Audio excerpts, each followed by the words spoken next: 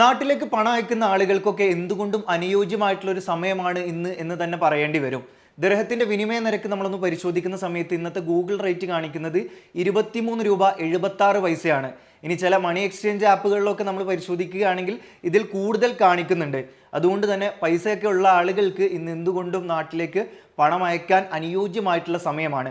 കഴിഞ്ഞ കുറച്ച് മാസങ്ങളിലെ കുറച്ച് നാളുകളിലെ ഏറ്റവും ഉയർന്ന ഒരു വിനിമയ നിരക്ക് കൂടിയാണ് ഇപ്പോൾ കാണിക്കുന്നത്.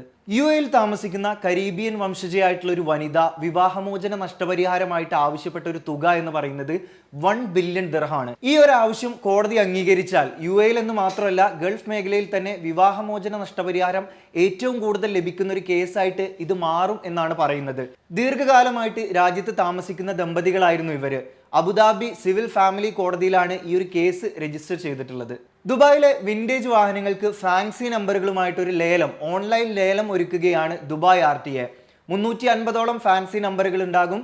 H മുതൽ Z വരെയുള്ള സീരീസുകളിലെ നമ്പറുകളാണ് ഉണ്ടായിരിക്കുക. ഓഗസ്റ്റ് 4-ന് നമ്പറുകളുടെ രജിസ്ട്രേഷൻ ഓൺലൈനായിട്ട് നടത്താൻ സാധിക്കും. ഓഗസ്റ്റ് 11-നാണ് ഈ ഒരു ഓൺലൈൻ ലേലം വരുന്നത്.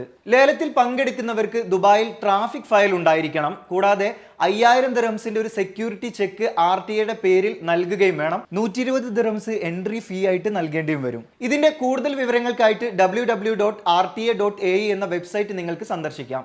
കോർപ്പറേറ്റ് ടാക്സ് രജിസ്ട്രേഷൻ ഇതുവരെയും പൂർത്തിയാക്കാത്ത സ്ഥാപനങ്ങൾ ഉടൻ തന്നെ അത് ചെയ്യണമെന്ന് ഫെഡറൽ ടാക്സ് അതോറിറ്റി ആവശ്യപ്പെടുകയാണ്. ആദ്യ നികുതി കാലയളവ് 2024 ജനുവരി 1 മുതൽ ഡിസംബർ 31 വരെയുള്ള കലണ്ടർ വർഷവുമായി പൊരുത്തപ്പെടുന്ന ഭൂരിഭാഗം കോർപ്പറേറ്റ് നികുതിദായകർക്കും ഈ സംരംഭത്തിന്റെ പ്രയോജനം കിട്ടണമെങ്കിൽ അതിന്റെ അവസാന സമയപരിധി ജൂലൈ 31 ആയിരിക്കും. ജൂലൈ 31-നകം ഇത് രജിസ്റ്റർ ചെയ്തിട്ടില്ലെങ്കിൽ 10,000 ദിർഹം പിഴയുണ്ടാകുമെന്നും അറിയിക്കുന്നുണ്ട്.